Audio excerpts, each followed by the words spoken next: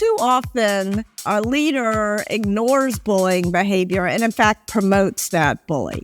And there is a moment, I think, in almost every team's history where the assholes begin to win. And that is the moment when the culture begins to lose. That's Kim Scott, former Google executive, renowned leadership coach, and the best-selling author of Radical Candor and Radical Respect. The moment that you eliminate someone on a team who bullies others, who's a jerk to their peers, the performance of the team improves. Just remember, it's better to have a hole than an asshole on your team.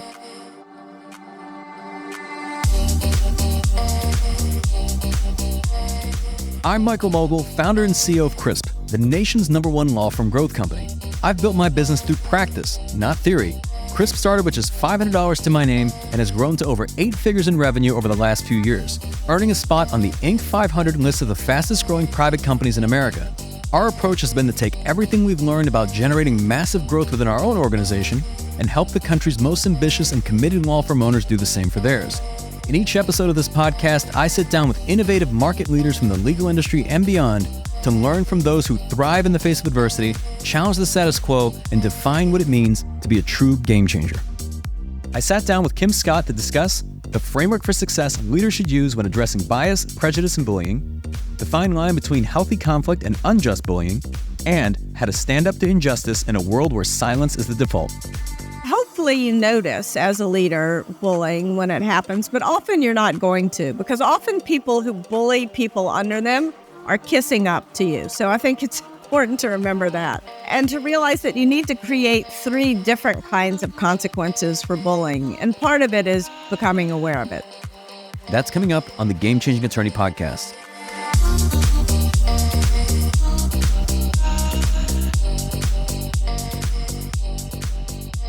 Before we begin today's episode, I want to remind you that we aren't beholden to any sponsors or run any ads on this podcast. This allows us to present all of our episodes raw and unfiltered. I'm not going to push any made-to-order meal services on you or try to save you any money on your car insurance. That being said, I have one small request. If you receive any value from this podcast, please give it a 5-star review. Pay the fee so we can keep this podcast free. All right, Kim, welcome back to the podcast. Thank you so much. Excited for our conversation today. Yes, so when we first had you on the show, we were talking about Radical Candor. And for those that are listening to this who have not read that book or heard that podcast, we encourage you to go back into season 1, and we'll also have it in the show notes. But today we're going to talk about your latest book, Radical Respect. And from my understanding, there's a clear link between these 2 books, Radical Candor and Radical Respect. If you could speak to the Radical Candor you received on Radical Candor from your colleague. Yeah, absolutely. In many ways, Radical Respect is sort of the prequel to Radical Candor, because Radical Candor is all about caring personally and challenging directly at the same time. And if you don't respect someone, respect has 2 definitions. One is something that you earn for a skill, and that's not what I'm talking about. The kind of respect I'm talking about is unconditional respect. The respect that we all owe each other for our shared humanity. We can disagree with somebody, we can hold them accountable for a mistake, and still respect their humanity. So that's really what I'm talking about. And if you don't have that kind of unconditional respect for someone, you're not going to care about them and you're not going to bother challenging them when they've made a mistake. And I realized this shortly after Radical Candor came out. And I got some feedback. If you write a book about feedback, you're going to get a lot of it. And indeed, I did. And hands down, the most valuable feedback came from someone who I did a talk for. I went to San Francisco and I did a talk at a tech company. And the CEO of that company had been a colleague of mine for the better part of a decade. She's a person who I like and respect enormously, and she's one of too few Black women CEOs in tech, or frankly, in any other sector. And when I finished giving the talk, she pulled me aside and she said, Kim, I'm excited to roll out Radical Candor. I think it's going to help me build the kind of innovative culture that I want. But I got to tell you, it's much harder for me to do it than it is for you.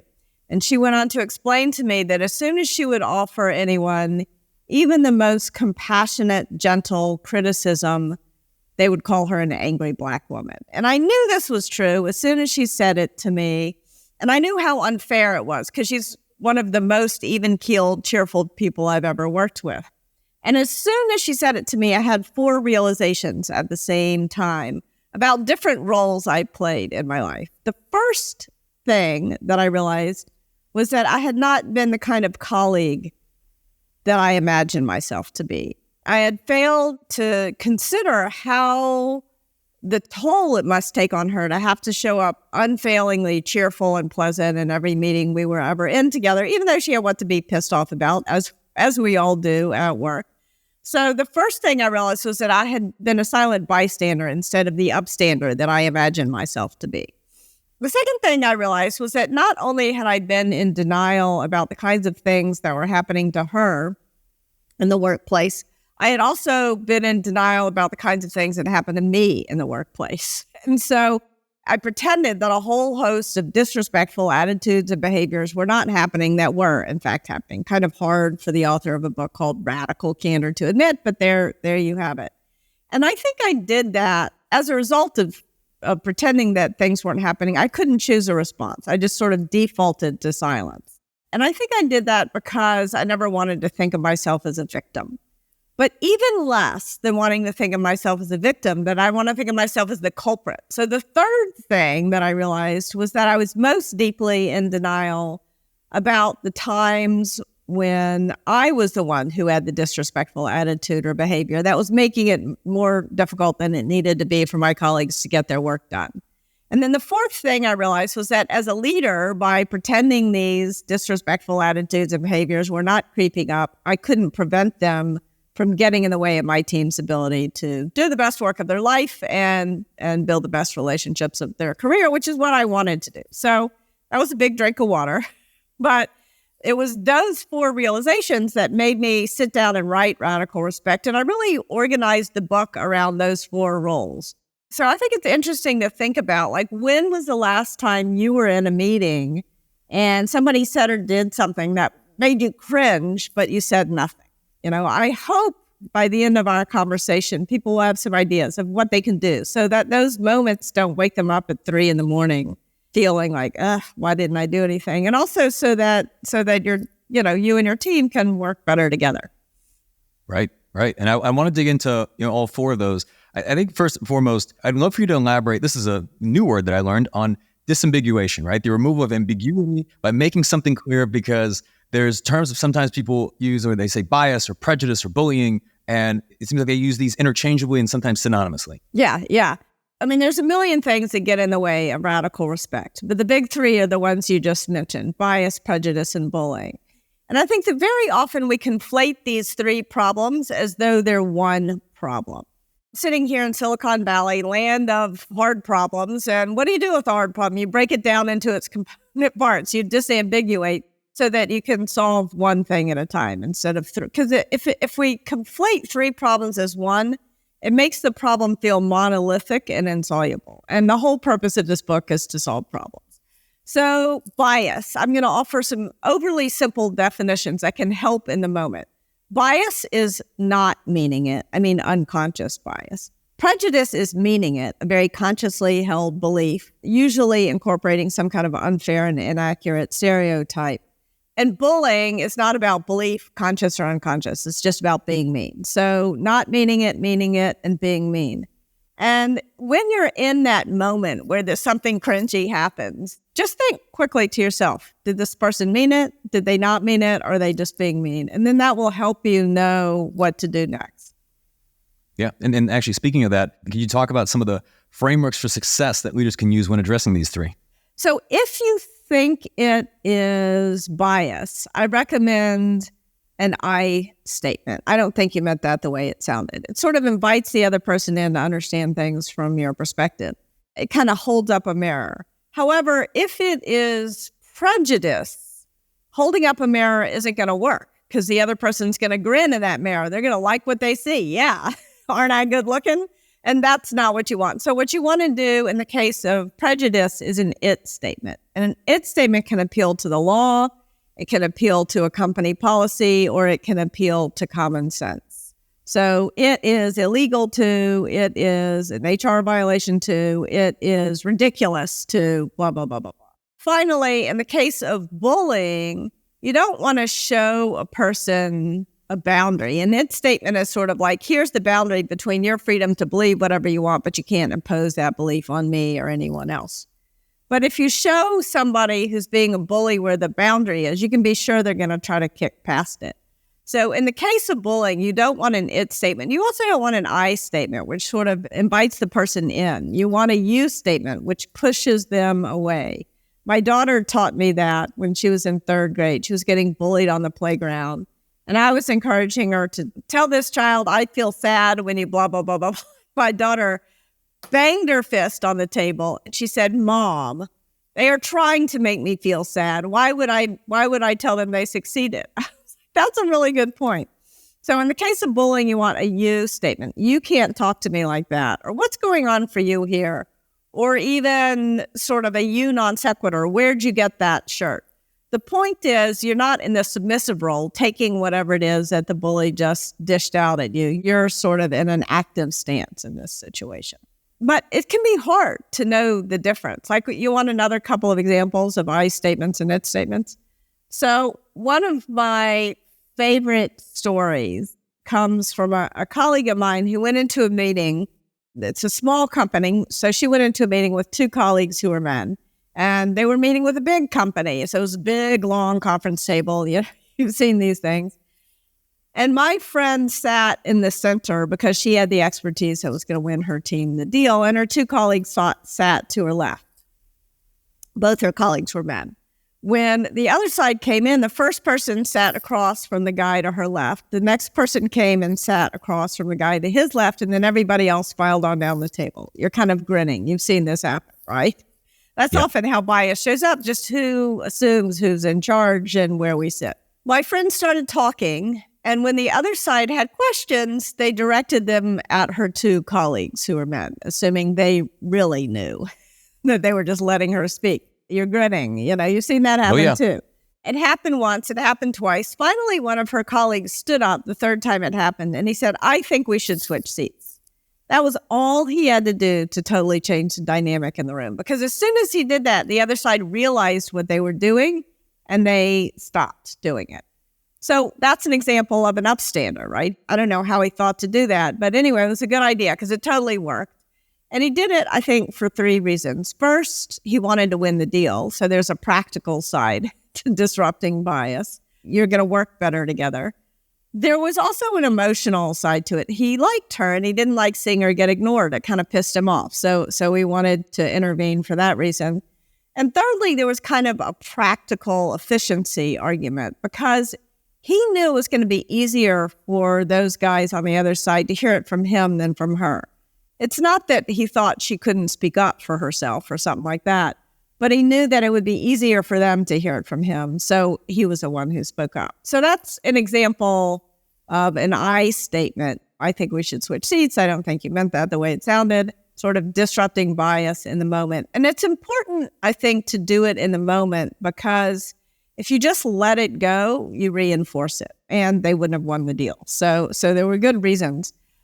But if it's prejudice, that kind of I statement won't work because the other person is going to believe the thing. So for example, one time shortly after I had returned to work from parental leave, I was chit-chatting with a guy before a meeting, and he said to me, oh, well, my wife doesn't work because it's better for the children, which of course was like a gut punch for me at that moment. I had just returned. I was feeling all the feelings about going back to work and I just had twins. So I felt like anyway, I was feeling double those feelings. And so I said to him, I assumed he didn't quite mean it the way it sounded though. So I tried an I statement. I said, I decided to show up at work today because I wanted to neglect my kids. And I was expecting him to laugh and we would move on, but no, he doubles down and he says, oh no, Kim, it's really bad that you're working. It's really bad for your kids. So now I know this is a prejudice. This is not a bias. This is a prejudice. And so I said to him, it is an HR violation for you to tell me I'm neglecting my kids by showing up at work today. So that was an it statement, and it had the desired impact. He kind of looked afraid and backed off. because I knew I had to work with him, and I knew that you can't run to HR with every single one of these things. So I said, look, I'm not gonna make a thing of this with HR, but now I'm gonna use the it statement that appeals to common sense. I think that we can agree that it is my decision, together with my partner, how we raise our children, just as it is your decision, together with your wife, how you raise your kids. And he kind of nodded and agreed, but he still seemed reluctant. And so then I decided, just in case there was a little bit of bullying going on, I would use a you statement. So I said, furthermore, I'm guessing you don't want to read my research any more than I want to read yours. And then he laughed. He was like, all right. So I'm not saying the I statement, the it statement, the you statement, in the face of bias, prejudice, and bullying will solve all the world's problems. It did make it easier for me to work with him in the moment. Yeah, I want to dig into to bullying in particular because, just as you mentioned the example with your children on the playground, when we become leaders, we have levers and consequences at our disposal, and we you see bullying firsthand in our organizations. What are some of the different levers or consequences that we have? Yeah. So I think one thing you said is really important. Hopefully you notice as a leader bullying when it happens, but often you're not going to, because often people who bully people under them are kissing up to you. So I think it's important to remember that and to realize that you need to create 3 different kinds of consequences for bullying. And part of it is becoming aware of it. So if you notice it in a meeting, you need to learn how to create conversational consequences. You need to learn how to shut it down in the moment. So we've heard a lot from you. I want to hear from everyone else in the room is a simple thing to do. If you're standing up, you walk, and someone is yelling, walk towards them. It's your temptation to walk away. If you walk towards them, they tend to speak more quietly. But it's your job to really deplatform bullying behavior in a meeting. So conversational consequences. The second kind of consequences that we have are compensation consequences. So you want to make sure that you do a 360 because you may not have noticed the bully and or that a person indulges in bullying behavior. And if you notice in the 360 process that one person bullies another, it's really important that you don't give them good ratings or bonuses. In fact, at one tech company where I worked, they gave ratings to people in their 360 process on results and innovation and teamwork. And if you got a bad rating on teamwork, you got a bad rating overall. Like it wasn't an average, that was the floor. And so it's really important to take it very seriously in your rating system and in your bonus system. And then last but not least, there have to be career consequences. I think too often a leader ignores bullying behavior and in fact promotes that bully. And there is a moment, I think, in almost every team's history where the assholes begin to win. And that is the moment when the culture begins to lose. So you want to make sure that you're not promoting someone who bullies others, that instead you're giving that person feedback and letting them know that that kind of behavior has consequences. Not only will it prevent them from ever getting promoted, but they'll get fired if they continue to treat their peers that way. Because there's Bob Sutton, for example, who wrote some great books on leadership, did research, and he found that the moment that you eliminate someone on a team who bullies others, who's a jerk to their peers, the performance of the team improves. So sometimes what happens is leaders are very reluctant to get rid of this bully because they're doing something essential that feels essential. But just remember, it's better to have a hole than an asshole on your team. If someone bullies others, they are creating more harm than good. I know early in the book, or even just when we talk about different types of workplaces, there's going to be people that label a certain workplace as toxic. I'm curious as to where do you draw the line between, let's say, unjust bullying and normal conflict? Yeah. Conflict is normal and it needs to be embraced. We've got to have conflict. We've got to resolve conflict in a way that is respectful. In fact, I would argue that ignoring conflict is actually disrespectful. So bullying is not about disagreeing with someone. Bullying is repeated action, and when you get feedback that it is harming this person, you ignore the feedback. In other words, if I disagree with you about something and I tell you, and you say the way you said that made it hard for me to take any action, I need to adjust the way I'm talking. I don't need to adjust my opinion. But me being authentic and bringing my authentic self to work does not mean that I get to ignore the impact that my authentic self has on you. If we go back to radical candor, I don't need to back off on challenge directly. I don't need to go the wrong way on challenge directly. But when I get feedback that I've bullied you, I do need to move up on care personally.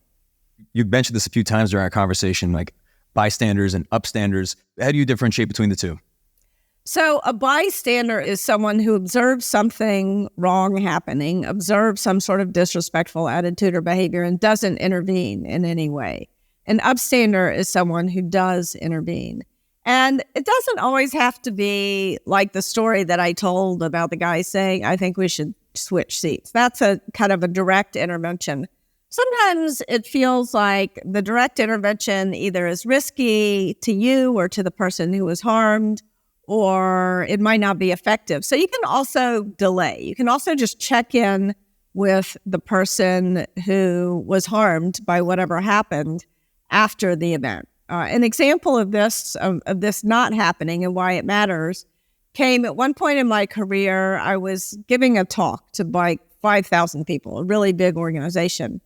And I was giving a talk with two colleagues. And the person who introduced us, the leader of this team who introduced us, introduced my first colleague, shook his hand, introduced my second colleague, shook his hand, introduced me, and I stuck my hand out for him to shake it, and he grabs it, and instead of shaking it, he kissed it, kind of licked the back of it. It was one of those cringe moments.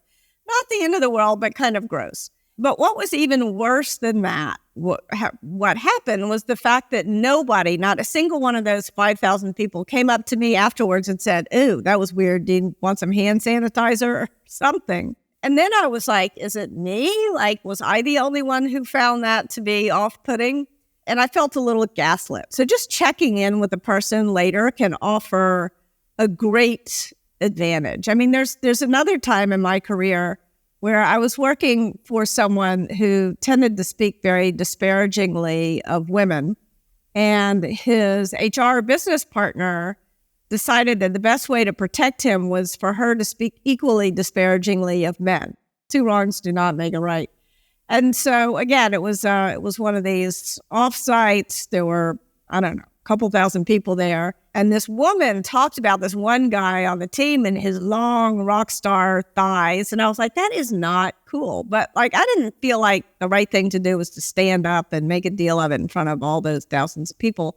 But I did check in with him later, and he said, thank you for saying something. So it happens, I think, to all of us.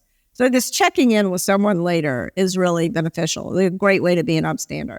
I'd love to dig into that, because I know there's, why I'd like to think that, we'd all stand up to injustice when we see something wrong. The research shows that's not really the case when we're in that moment. In fact, silence is usually the default. What are some of the reasons why, I guess, are we providing ourselves with excuses for why we don't say something? I think part of it is that we don't know what to say. It's uncomfortable. And also, I think part of the reason why we default to silence is that we're acutely aware of the risks of speaking up. And we're less acutely aware of the risks of remaining silent. So I think that one thing that is useful to do is to sort of, in your mind, do a quick ROI on the value of speaking up. Because if you remain silent, if you default to silence every single time, what happens? I mean, the thing that, and I've done this too often in my career, the thing that happened to me, a bunch of things, but the most important thing to me was over time, I lost a sense of agency. I started to feel helpless in the face of these disrespectful attitudes and behaviors. And you can't afford to lose your sense of agency. So that's one reason to speak up at least some of the time. Another time I had someone pointed out a biased language that I used on Twitter. I had said, I had used the word crazy inappropriately.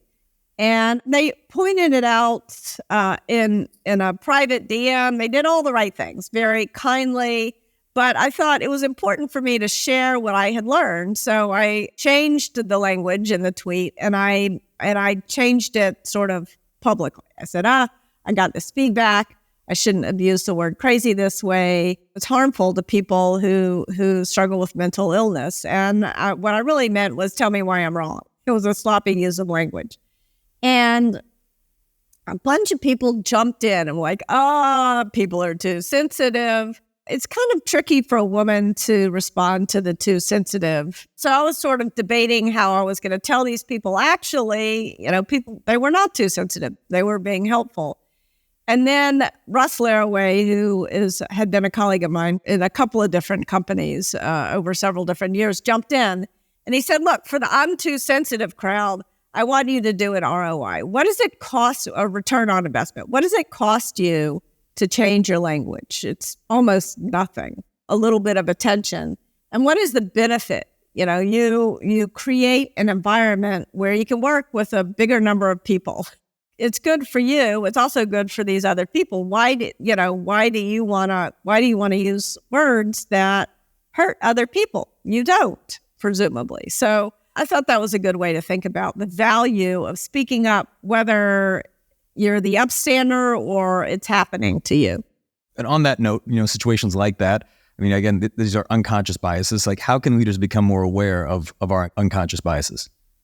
Yeah. One of the most important things leaders can do is to hire a bias buster. They can get someone to point out to them when they're using language that is biased. And if you're a leader, hopefully you can afford to pay that. You can actually pay someone to read the stuff that you're writing, if you're giving talks, if you're sending emails out, to give you an assessment after the talk. But there's another thing I think that leaders can do, not only for themselves, but for their whole team, which is to create a process of bias disruption.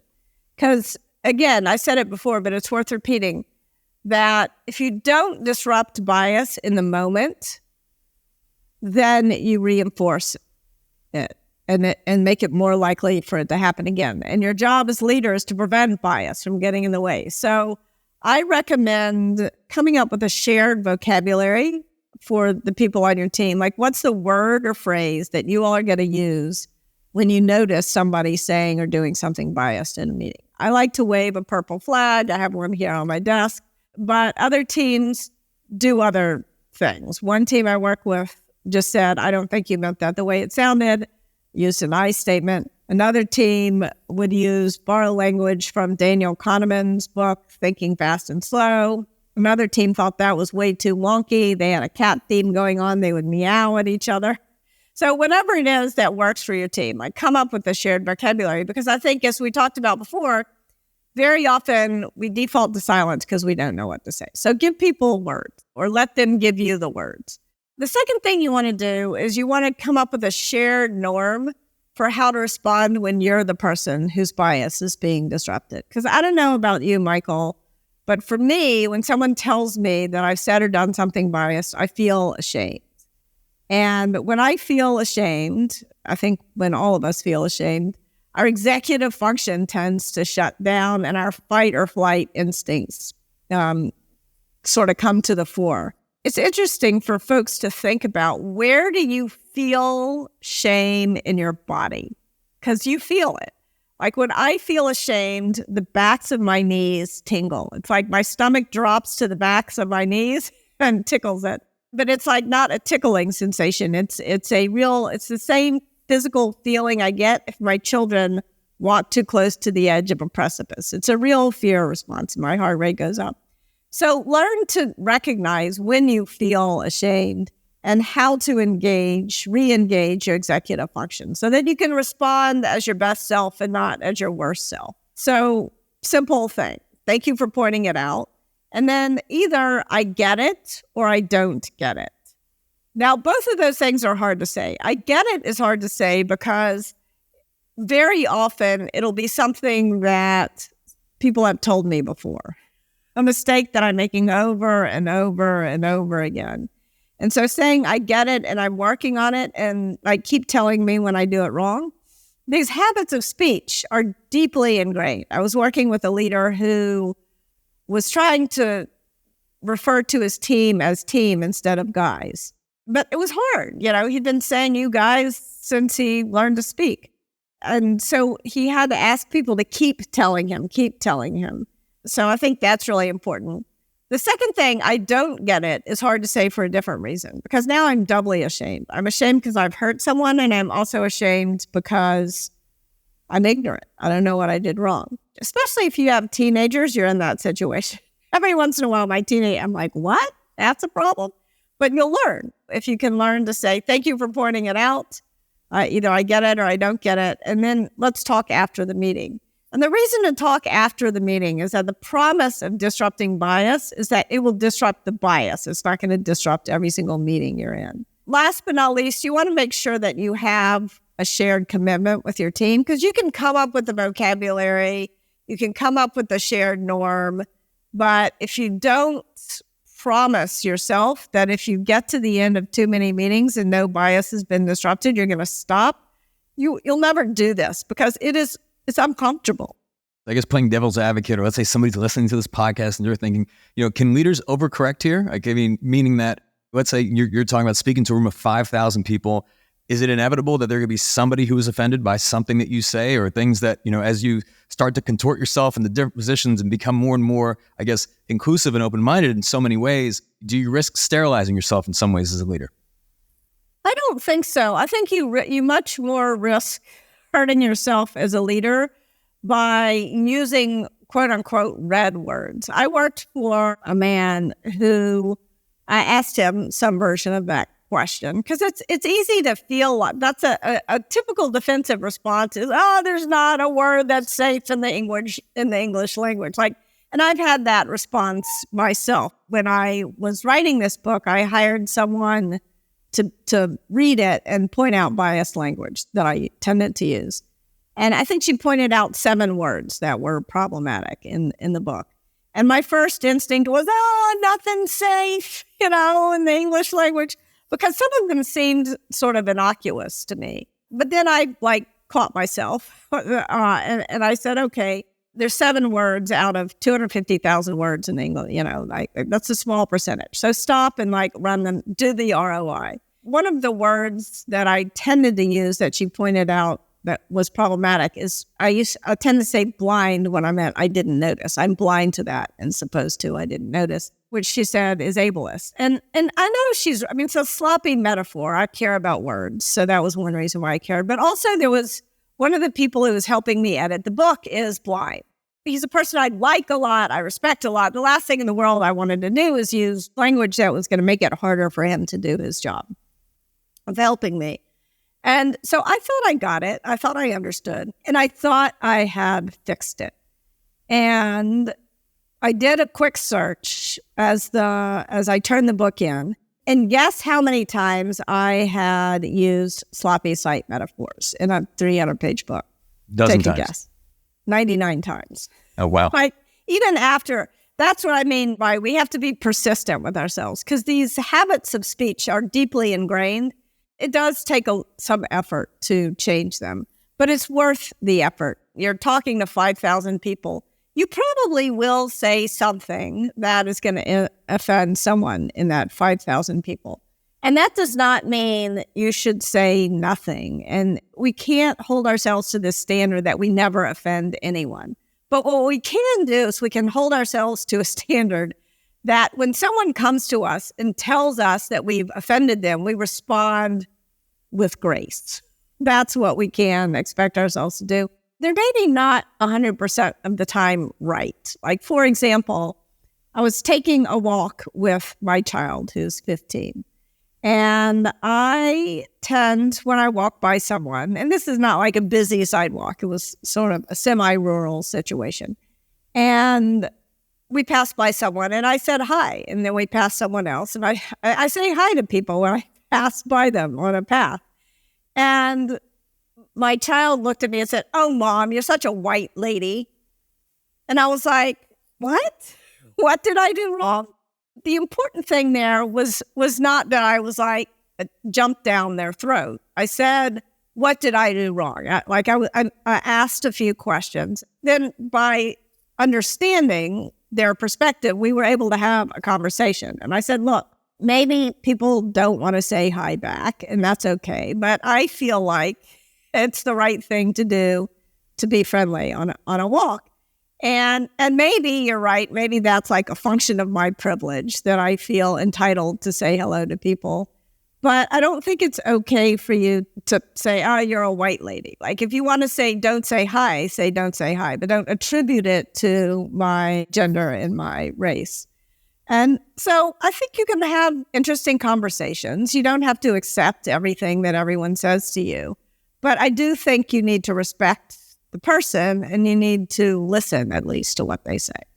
And Kim, I love it. I know this was like iconic to Radical Candor, the quadrants. You do this again in Radical Respect. So I know the upper right quadrant, this is at the intersection of respecting individuality and collaborating, but could you speak to the other three quadrants? Yeah, sure. So it's interesting to think like why Radical Respect is not everywhere, which it is not. Because I think it's where the vast majority of us intend to be. We intend to create organizations that optimize for collaboration, not coercion. We know that coercive, authoritarian, dictatorial organizations do not innovate. They don't get the best out of people. So we want to optimize for collaboration. We don't want dominance hierarchies. We want collaborative hierarchies. And we also expect that other people will respect our individuality when we go into work. And I think the vast majority of us think of ourselves as people who respect the individuality of others. I really have never met anyone who says, yeah, what I really want is everybody's marching in lockstep, dystopian, 1984 style kind of work environment. So what happens? I think the most common thing that happens is what happens in the upper left-hand quadrant, where we do have this nice collaborative environment. So we're not coercive exactly, but we do start to demand conformity. And I call that oblivious exclusion. An example of that, somebody I was coaching noticed that there were no women on his team. He had never promoted a woman over the course of several years to be one of his direct reports. And to his credit, he figured this was a problem with the promotion process, not with the women at the company. So he invited me in to bust bias in his promotion meeting. And so there were two people up for promotion, a man and a woman. Both had achieved incredible results. They both had teams who really respected them and liked working for them a lot. And they referred to the man as a great leader. And then they referred to the woman as a real mother hen. I'm like, all right, guys, back the train up. Like, here it is. We found it. And at first they were a little defensive. It was oblivious exclusion. They're like, oh, we didn't mean it. I'm like, of course you didn't mean it, but who are you going to promote? The leader or the mother hen? Like, words matter.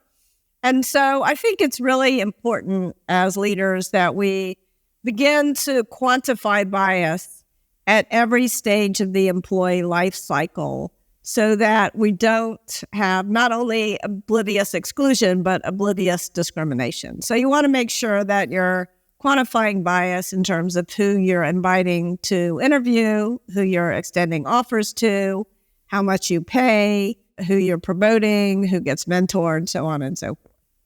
Now, the worst thing that happens, of course, happens in the bottom left-hand quadrant, where you are coercive and you do demand conformity. And that's like Harvey Weinstein territory. But it doesn't only happen in such extreme examples. I would say my first work experience was in that bottom left-hand quadrant, which I call brutal ineffectiveness or brutal incompetence.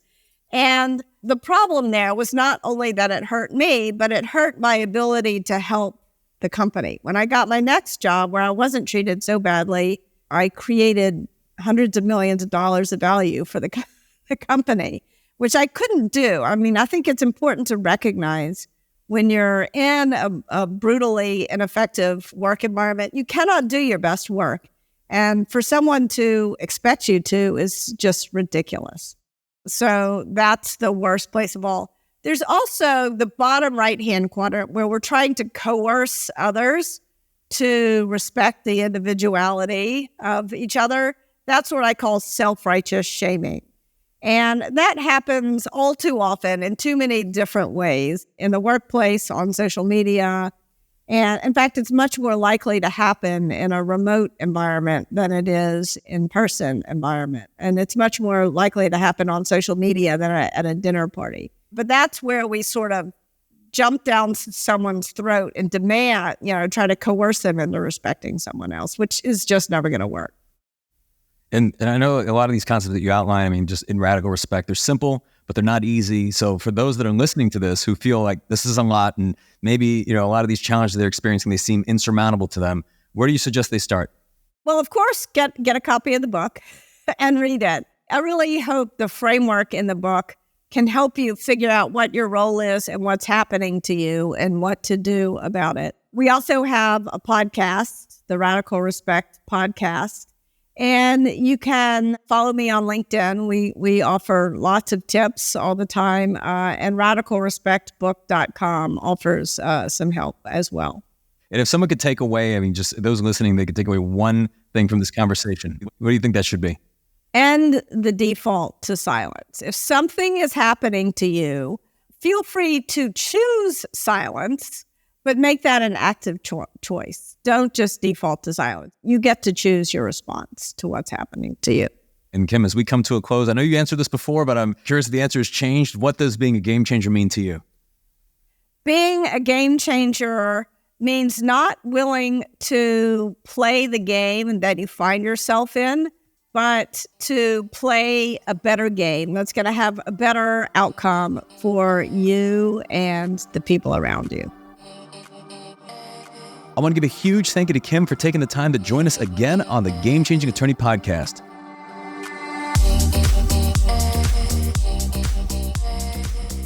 If you found this episode valuable, here are 3 free ways that I can help you grow your law firm.